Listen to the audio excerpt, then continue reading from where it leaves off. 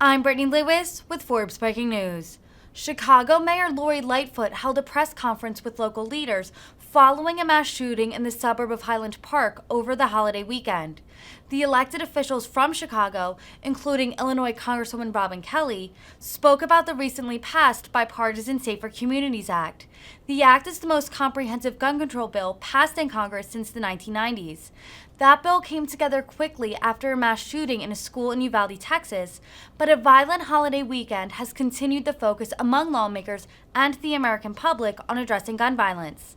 Take a listen as Mayor Lightfoot outlines some of the components of that legislation. Good morning and welcome everyone to Aunt Martha's Health and Wellness Southeast Side Community Health Center. When we first learned a few days ago that we were being asked to host today's very important press conference to announce historic legislation aimed at addressing gun violence through community-based initiatives and the expansion of mental health services.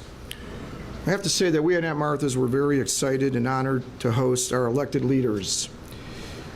I have to be honest with you, that elation has now been overtaken by deep sadness and anger that once again, yet another senseless act of gun violence that we saw play out yesterday, just 24 hours ago.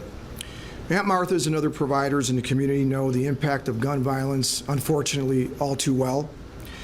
Beyond the tragic loss of life, the sorrow and personal grief born, gun violence traumatizes every member of our community.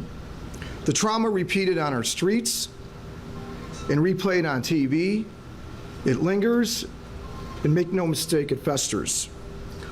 Organizations like Aunt Martha's on the front lines in healthcare, mental health, crisis intervention, and supporting the youth in the child welfare system who've been abused, abandoned, and neglected. We see firsthand, ever-present effects of that violence in the children, adults, and the families we serve. We've seen the dramatic increase in the frequency and severity of mental health issues, not just in the past 2 or 3 years, but really over the course of a decade or longer. We care for youth who believe that gun violence is a normal part of their daily lives.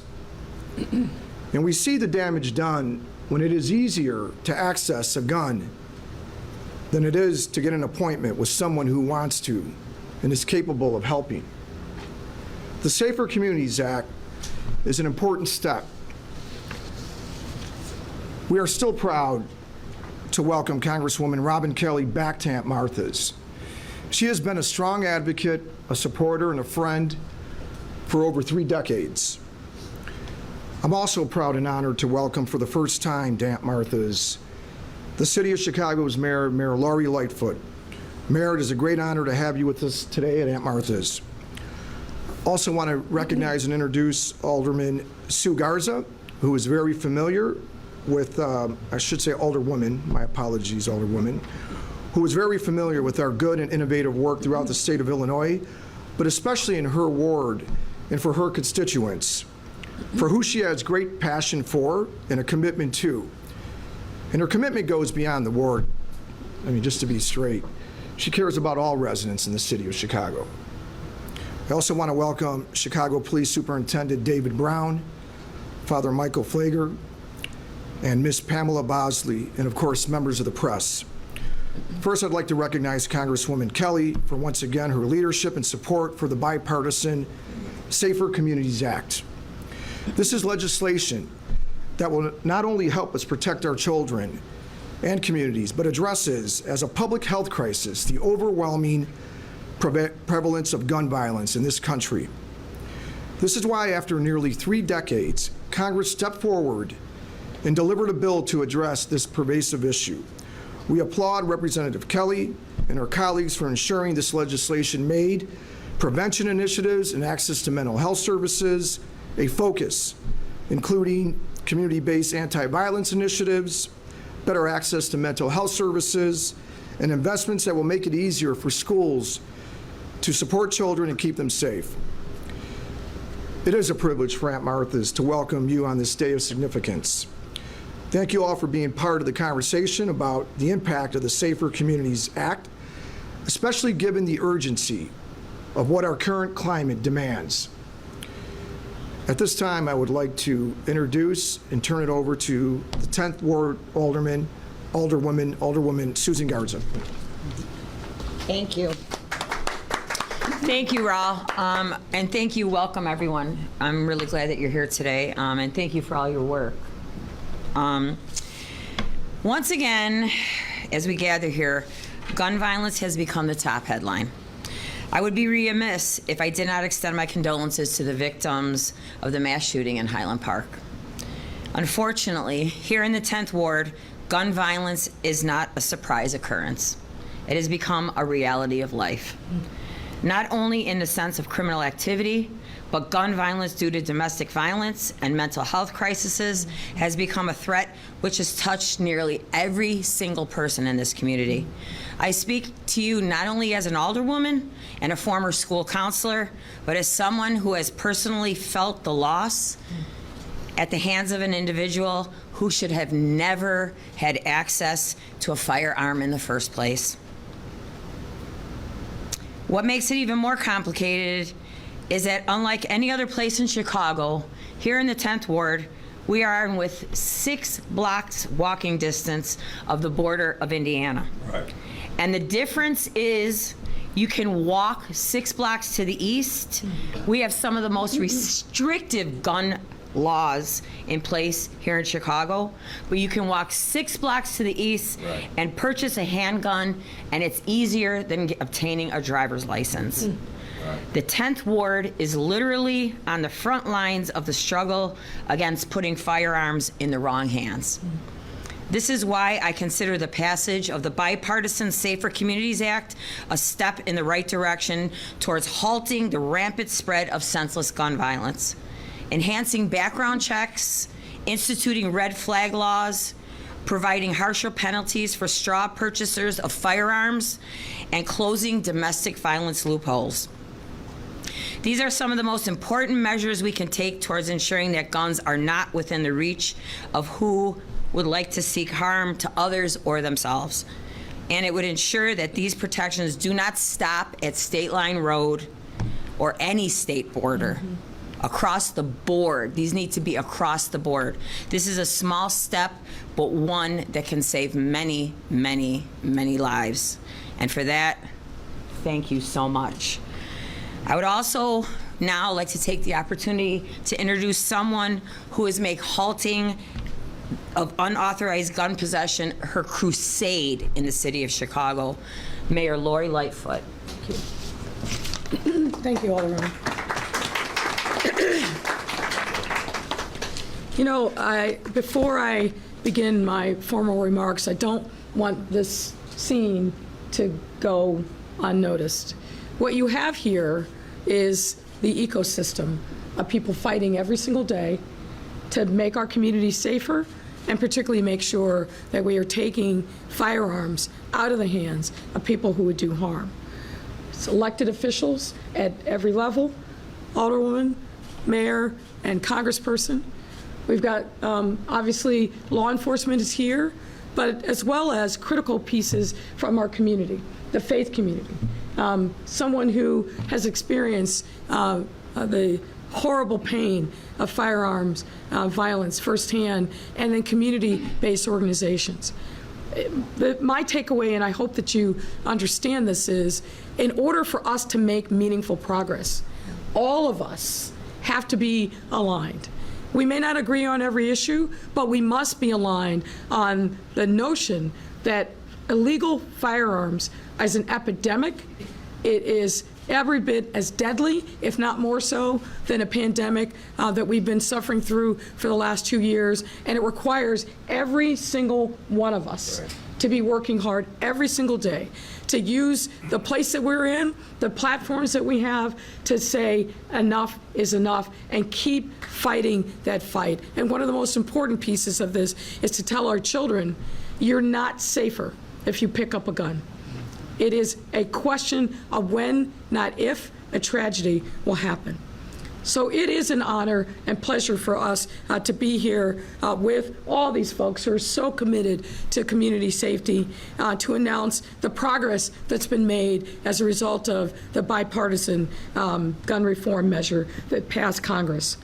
Gun violence obviously is deep and widespread and pervasive. We saw that play out again in Highland Park yesterday, and I join the Alderwoman, and I know the other folks that are here, in continuing to lift up in our prayers the victims and the survivors of the horrible tragedy. I've been in constant contact with the mayor of Highland Park, who's a longtime friend. We were in law school together, and have offered her any resources that we can from the city of Chicago, and police department obviously was actively involved yesterday in helping identify the person who was responsible and work to bring them to justice. This epidemic tears apart families and whole communities, and it can make us fearful to go to school, work, church, and so many other places. And I think everyone is reflecting today about our own personal safety. And while many try to say that this is an issue more prevalent in Chicago than elsewhere, the truth is that's not the case. This is an American problem. Gun violence knows no borders or boundaries. And we saw that play out yesterday. If we don't step up, no matter where this epidemic raises its ugly head, then we are going to be the lesser for it. Across our nation, illegal guns are wreaking havoc and threatening our day-to-day lives. I know in my city this is all too familiar, but the situation isn't hopeless. It can't be hopeless if we act. We need common sense legislation like this one, and obviously this is an important first step. We also need strong leadership, legislators who aren't afraid to reach across the aisle to do what's right by the American people and pass common sense gun legislation. And I'm happy to report that one such leader is Congresswoman Robin Kelly. And the Bipartisan Safer Communities Act is that common sense legislation that brings people together to stem the flow of illegal guns while protecting victims of violence. Congresswoman Kelly's impact is seen throughout this legislation. Yep. And it is the most comprehensive and significant gun safety bill in 30 years, with the power to make a real impact here in Chicago, across our region, and across our country. Today, I'm happy to celebrate that the bill will highlight what changes are coming to Chicago. Let me highlight a few of, I think, the important features. First, this bill places tougher penalties on gun trafficking and straw purchasing, two of the things that plague us most in Chicago. I think the Alderwoman gave powerful testimony that you can literally walk across the border, and if you've got the money, you can buy military-grade weapons in any quantity that you want. And we see that happening every single day, and the result is chaos and heartache in our streets. With this legislation, straw purchasing is now a federal crime, critically important step. Gun trafficking is now a freestanding offense for the first time in federal law. It's a crime to dispose of a gun to an individual that you know is prohibited from purchasing one. This act also closes what is known as the boyfriend loophole by broadening limits on firearm purchases by people who have abused romantic and intimate partners. If a person has a misdemeanor conviction for assaulting a dating partner or recent former dating partner, they would be barred from purchasing a firearm. We have seen an explosion in domestic violence-related homicides and shootings over the last 2 years, so this federal legislation could not come at a more important time.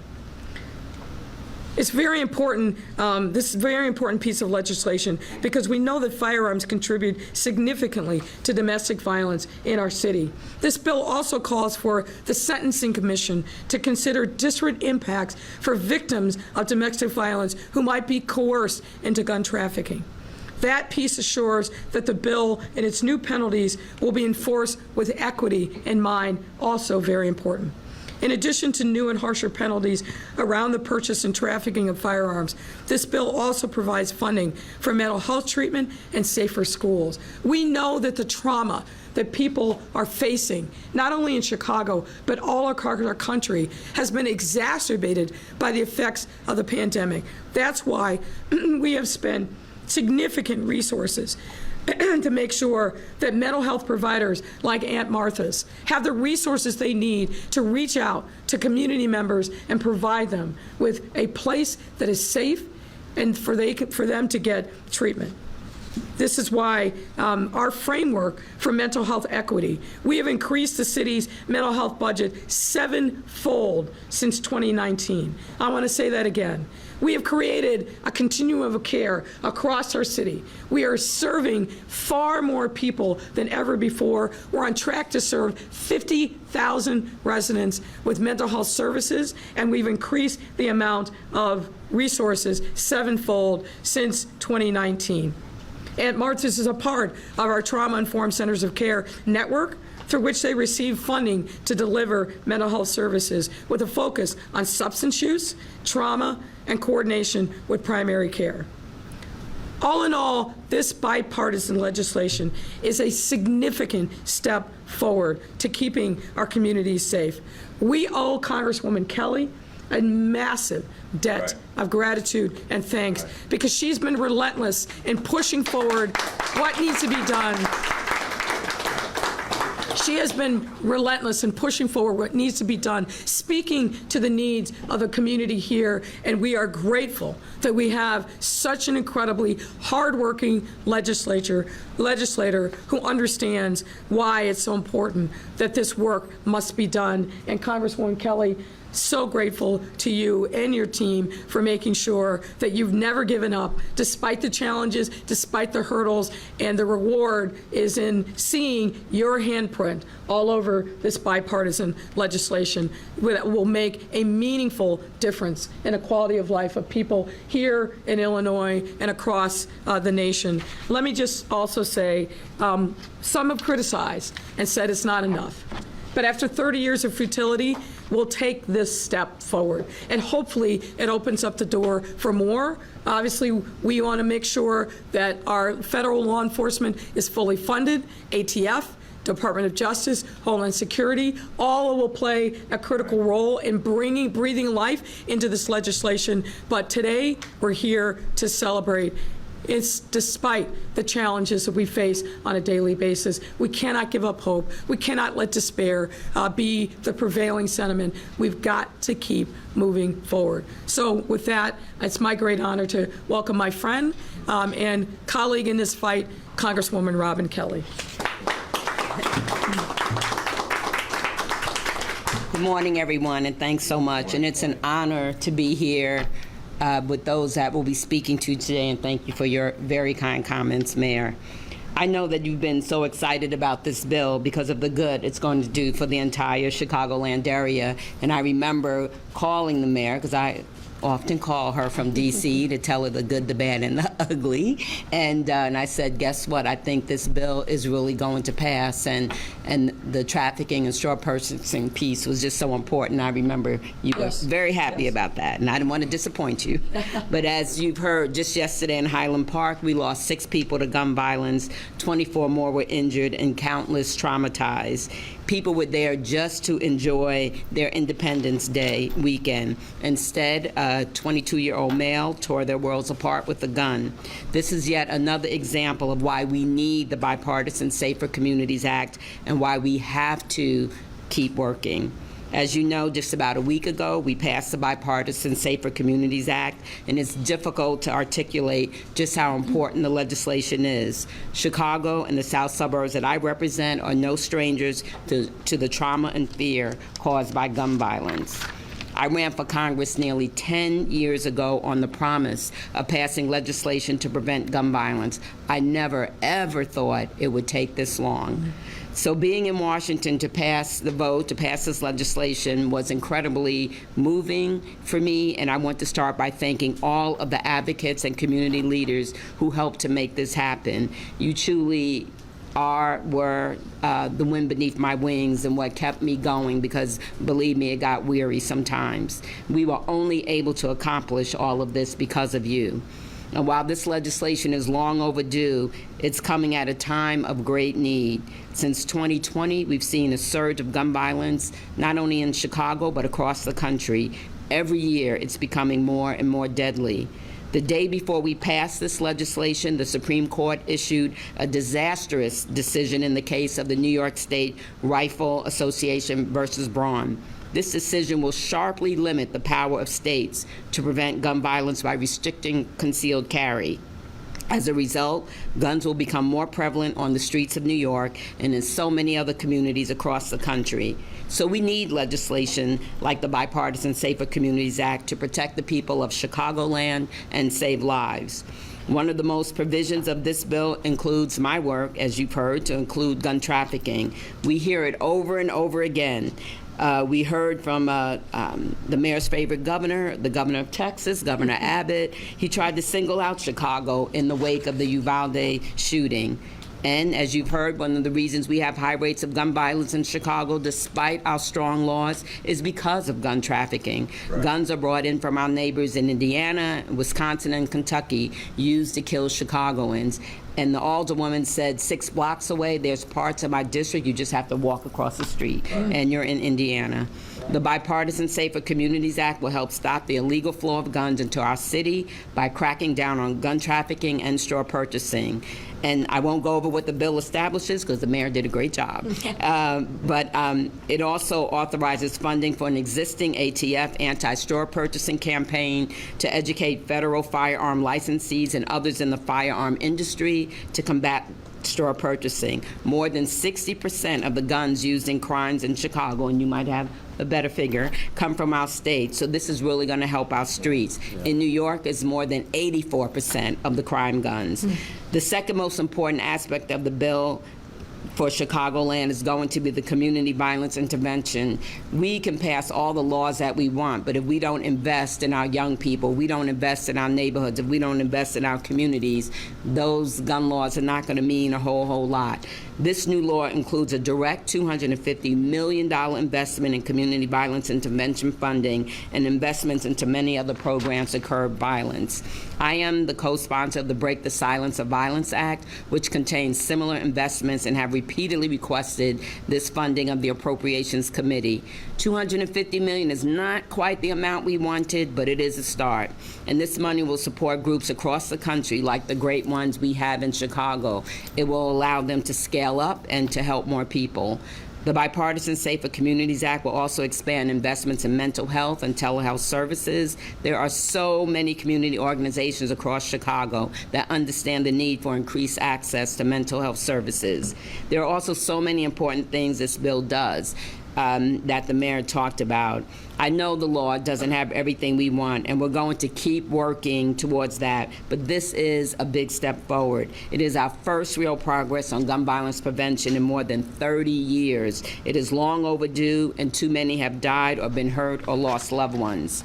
I've told you about this new law today, but the most important thing to know is that this law is going to save lives. Right. And the other thing I want to say, not to be political, but voting has consequences. Elections have consequences. If Senator Chris Murphy had different people to deal with in the Senate, we would have been able to get more things passed. There's many bills out there, and we're just waiting. We know we can get them passed in the House, or we cannot get them passed in the Senate. So I'm just going to say that. Elections have consequences. We need everyone to vote. With that, I will turn things over to Superintendent Brown and a few of our tireless advocates in community violence prevention. Superintendent. Thank you. Thank you. I want to start off by thanking Congresswoman Robin Kelly for her continued leadership and advocacy, as you heard, both from the mayor and from the Congresswoman. And I also want to thank Mayor Lightfoot and all of our local and federal partners for our collaboration. I think the Highland Park tragedy really spoke to how we collaborated together with all of our partners in law enforcement to capture this offender and bring him to justice. The Bipartisan Safer Communities Act couldn't have come at a more pivotal time in our nation's history. I know we are focused on Highland Park, and our condolences go out to the victim, but there were shootings all across our country over this holiday weekend, impacting both law enforcement being shot, both in Texas and here in Chicago this past week, as well as in Philadelphia overnight at a festivity that was celebrating the 4th of July. So it impacts all of us. Small cities, mid-sized cities, large cities are impacted by gun violence. And for far too long, gun violence has been an epidemic, a national epidemic. Too many families, both residents of many of our cities and the law enforcement family, have suffered unimaginable tragedy and trauma because too many illegal guns are getting into the wrong hands with too little consequences. Neighborhoods and cities across America have been dealing with the scourge of gun violence in the very face of a health pandemic. The bipartisan Safer Communities Act is a historic piece of legislation, as you've heard. It invests in families, it invests in schools, and public health. It looks at the whole picture when it comes to gun violence and prevention. And it stiffens the penalties for obtaining and selling firearms. It really is an interesting point to say straw purchasers in the past have been just an administrative violation in the federal system. Barely a slap on the wrist. What this new legislation does is real consequences in the federal system for selling firearms to people who could not otherwise buy them because of their criminal histories. Just this Friday, one of Chicago Police Department's own officers was shot in the line of duty responding to a domestic incident, highlighting what Mayor Lightfoot highlighted regarding the extraordinary increase in domestic violence, homicides, and shootings. The first week of June, 2 other officers were shot in the line of duty by offenders who illegally possessed guns. Thankfully, all of our officers are recovering, and we ask for your continued prayers. Their close calls remind us that they serve with distinction, our officers too, every day at great risk to themselves. And in every instance of gun violence is a cry for more sensible gun legislation. That's why the Chicago Police Department works with our partners at every level, from the streets of our communities, Father Flaker, thank you, to the halls of Congress, thank you, Congresswoman, to combat guns and gangs. Being here today with Congresswoman Kelly is just the latest example. We are committed, our Chicago police officers are committed to both visibility, engagement, and collaboration with all of our partners. Sensible gun legislation that keeps both guns and the offenders that use them off of our streets is essential to safer communities. There's much more work to do, but the passing and signing of the bipartisan Safer Communities Act proves we're headed in the right direction.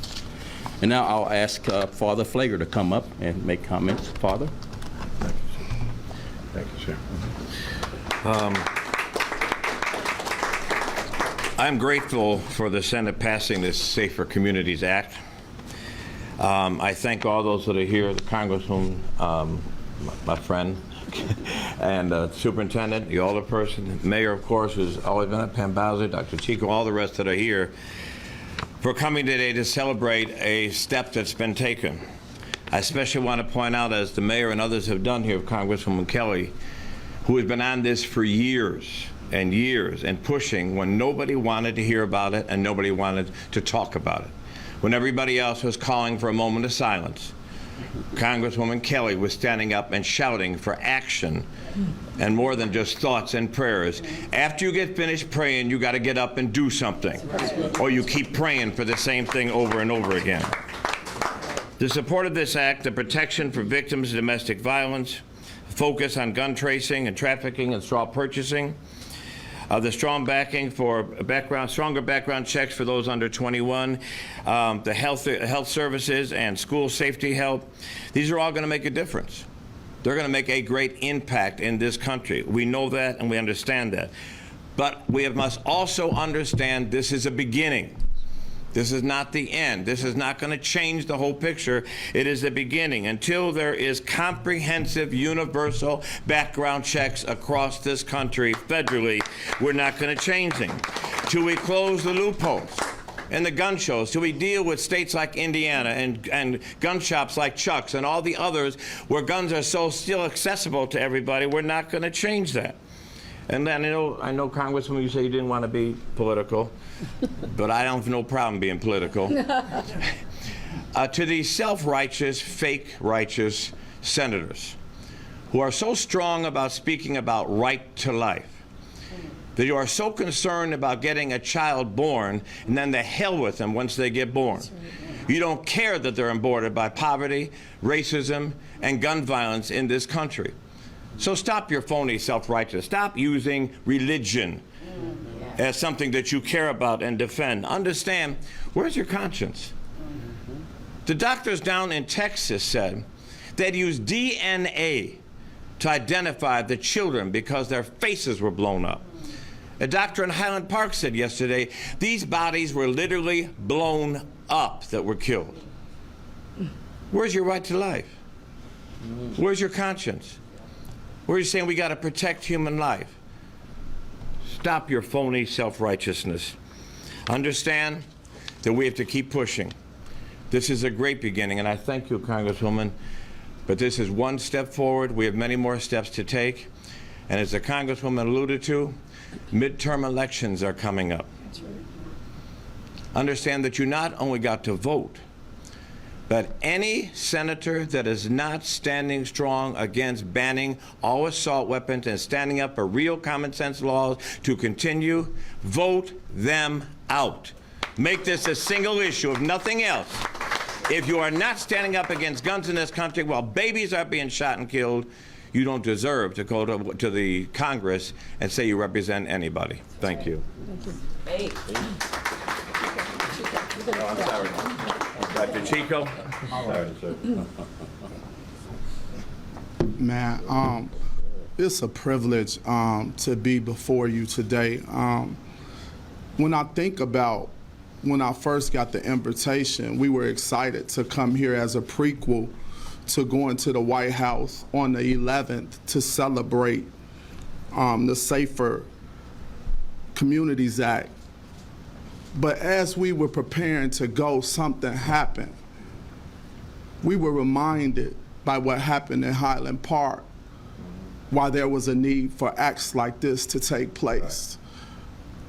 I want to start by thanking my friend and big sister who I've been working with for over a decade since she first came into office and has been an advocate, not just for gun reform, but for healthy communities in Black and brown neighborhoods that suffer day after day from violence.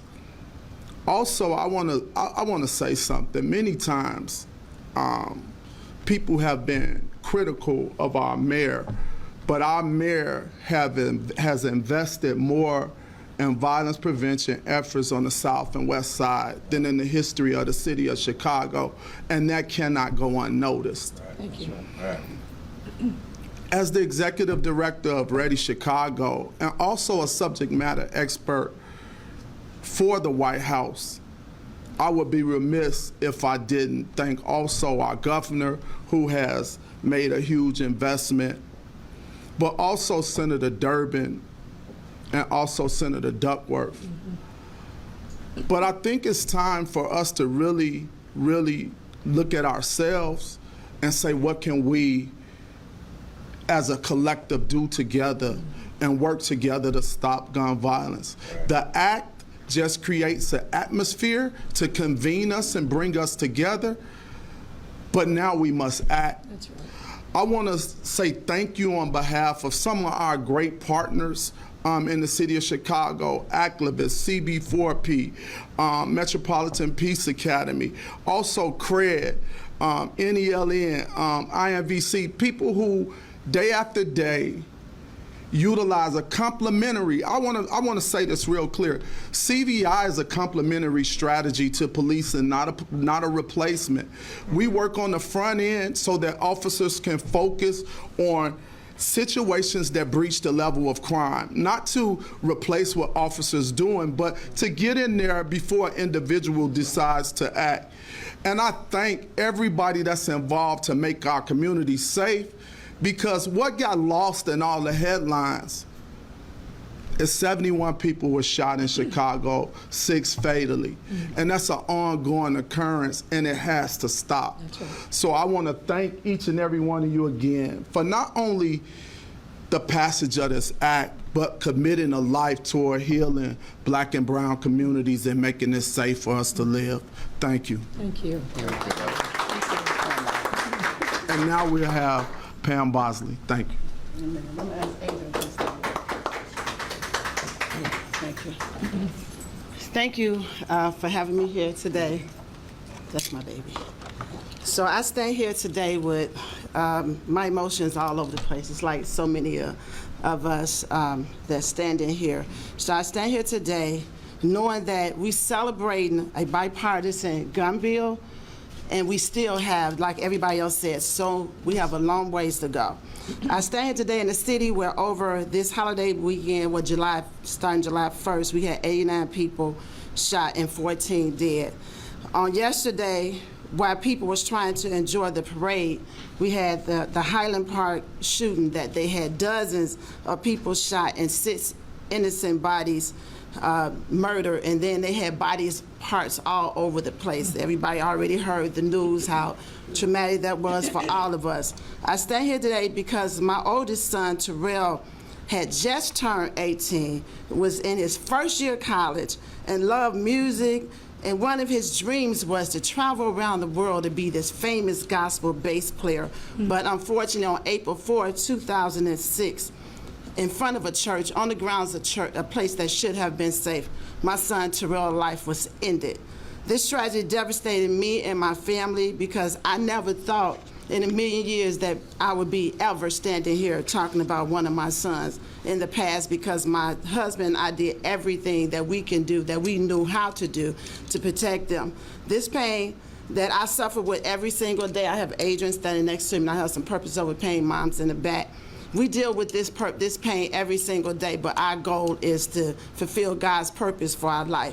And I have been standing with survivors for 16 years, crying out on the state level, the federal level, the city level, just trying to get some help. So finally, after 30 long years of traveling to D.C., now we have a bipartisan, safer community bill passed to address gun violence that will save some lives, save more lives. So I just want to thank Congresswoman Kelly, who's my Congress lady, for her true fight, her dedication, her stand. When people sat down, she stood, she spoke on behalf of us, because she's from here. She's from Illinois, so she knows we're dealing with, and then she's from the Black and brown community. So I want to say thank you from my heart. We thank you for all the hard work you did, and we know that this is a historical bill that we've been fighting for. And even though this bill is out there, we still have so much more work to do, because this past weekend we met so many still families that's in this unfortunate situation. So I just want to say thank you. Thank you.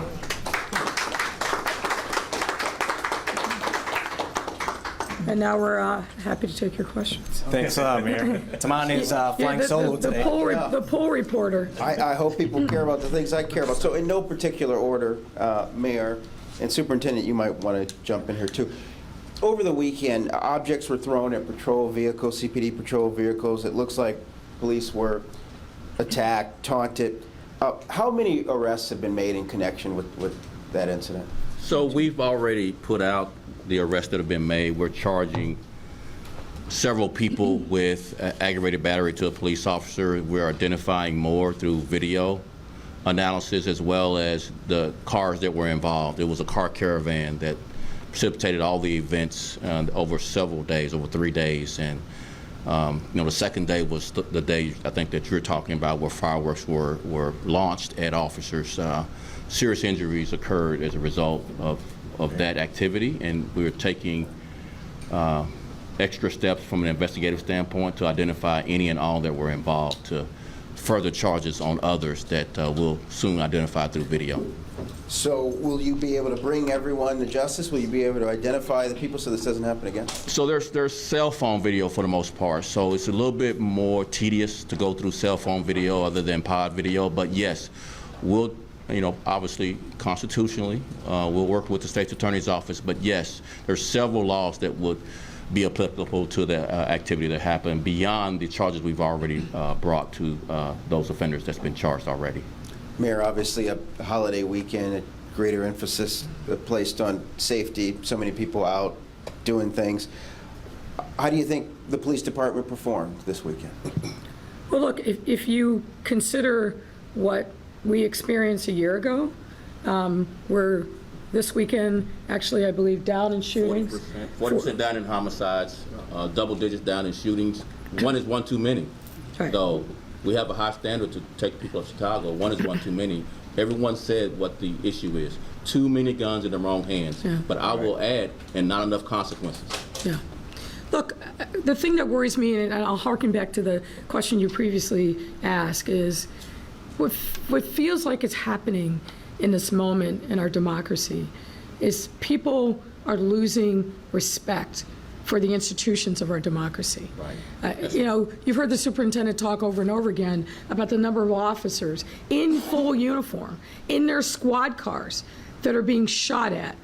That says to me that the people who are acting so brazenly have not only no respect for themselves, but they don't have respect for an institution like the police department, who men and women every single day on every watch are literally risking life and limb for our safety. The toxicity in our public discourse is a thing that I think we should all be concerned about, right? And it's ironic, obviously, that we're having this conversation and what happened on Independence Day. We're not like a lot of other countries where their version of Independence Day is marked with, troops and tanks. And no, what we do in the United States is we come together as a community. We come together to celebrate who we are as little communities, neighborhoods all over our country. I grew up in a small town, and 4th of July was a big event for us because the community came together. And that, to me, is really the key. We have got to focus on what brings us together and not what tears us apart. And we've got to get back to respect for each other and respect for community. And that's the thing that I think that concerns me the most about what we're seeing really over the arc of these last 2 years. I get it. People are angry. They are frustrated, and they're fearful. But we can't let those things mean that we lose sight of each other's humanity. We've got to find a common sense and a purpose.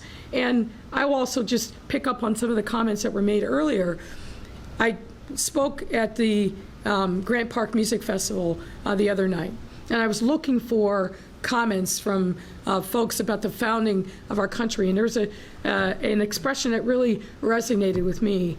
We will only be the land of the free when we remain the land of the brave. Right. And bravery takes many different forms, but for me, one of it is standing up for what we know is right, what we know will actually be uniting, what we know will actually solve the problems and address the urgency that we are feeling in so many communities across our country. You don't have to be a mayor, you don't have to be a congresswoman or an alderwoman.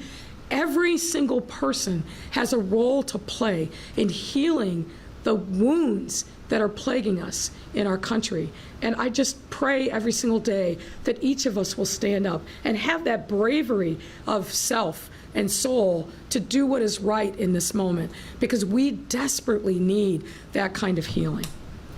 Can you shed light on your conversations yesterday with Mayor Lori and what sort of resources you offered her? Well, the mayor and I have known each other for 30 years. We were law school classmates, and we are in frequent contact through a lot of different means, not the least of which is the Metro Mayor's Caucus, where she's been a leader and I've been deeply involved with that. The minute I understood what had happened in Highland Park, I reached out to her and offered anything that we could do. Me as a mayor, unfortunately, have a lot of experience in dealing with mass shootings and crisis communications. I offered, obviously, the support of the Chicago Police Department, which immediately sprung into action and provided aerial support in the hunt for the suspect, which thankfully he was brought into custody last night. Obviously, a lot of work needs to be done to put together the evidence against him and get him charged. But look, I meant what I said earlier. These kinds of things don't have any geographic boundaries. Right. We are all bound together, and we should be. And I hope, frankly, that the efforts that I've extended to Mayor Rotering, that people all across our region don't hear, oh, something else happened in Chicago, not my problem.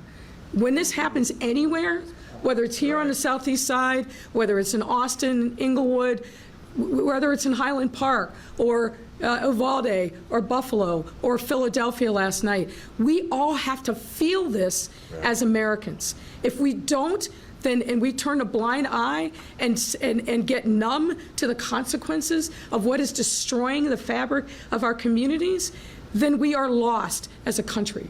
Our democracy will fail. You know, we have to all be in this together. And so my conversations with her last night and again this morning was, whatever you need, we will be here for you. Number 18 karaoke bar, there was a shootout Friday night. A woman was killed. There are people now there who are calling for the closure.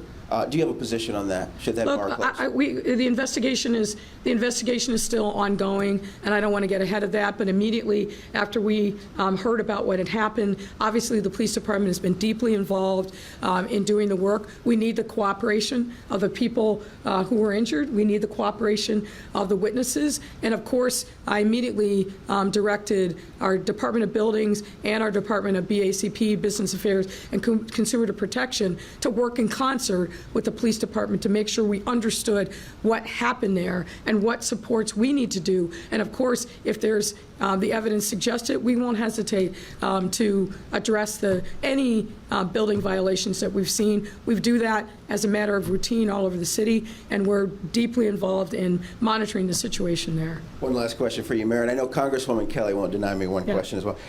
Alderman Kappelman announced his retirement. Yes. There were several members of City Council that tried to win elected office. They're trying to move on. What's going on? Why, obviously there are no term limits. Why don't people want to be aldermen anymore? Well, first and foremost, let me say to my friend Jim Kappelman, I mean, you're not going to find a finer human being. I often call him the conscience of City Council. Look, he has made a determination that after many years of service, he's going to turn in a different direction, and I salute him for that.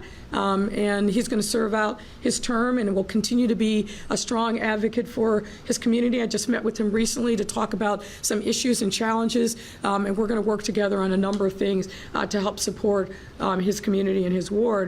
Look, I think that what we are seeing, not just in elected officials, but for people all across our country in various walks of life, various jobs, this pandemic has caused a lot of people to kind of rethink where their life is, how they're investing their time and their talents. And elected officials are not immune from that.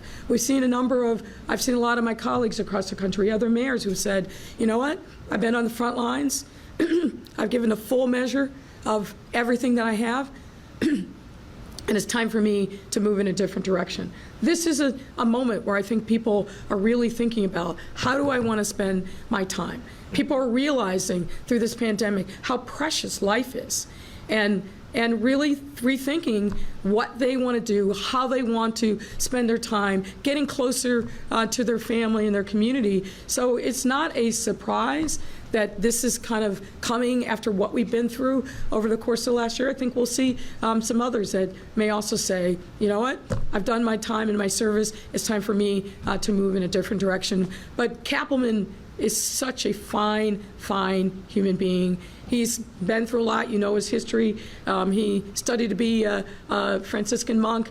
A guy from Texas. He came out at an early age. He's been a social worker. He's been on the front lines, really doing the Lord's work for so long. We will miss him, of course, but I'm happy for him that he has found peace and is ready to move on. And I'm sure there'll be a lot of interested people who want to step up and serve in that community as well.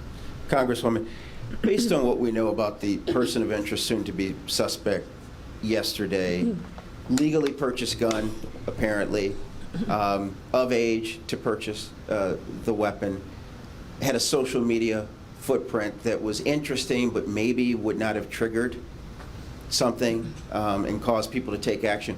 What in your bipartisan legislation would have prevented what happened yesterday from happening? Well, we don't know the whole story about him yet. I didn't even know some of the things that you just said, so I don't know if he was the person that purchased this gun. I don't know if there could have been, red flag issues. Obviously, something is not right. Red flag issues that could have tagged him, and it depends on when he purchased the gun. He's 22 now, I believe, but maybe he purchased it between 18 and 21, and then there would have been extra vetting in order for him to get the gun. So to be clear, then, based on what we know, this legislation that you and President Biden and Democrats are holding up, we're all here celebrating, would not have made a difference? Is that what you're saying? No, I don't know when he purchased the gun. He could have been 18, 19, 20, or 21. He just happens to be 22 now, so there would have been extra vetting. There's enhanced background check. I don't know what his mental status, so maybe the red flag laws would have helped. I don't know. I don't know his whole story, so I'm not sure. But people always say what you say, but we know if you look across the United States that these laws would have helped save lives. Maybe not in one particular case or another, but in general, we know that these laws would save lives or will save lives. Thank you, Congresswoman. Thank you, Mayor. Let's wrap, everyone. Thank you, everyone. Thank you.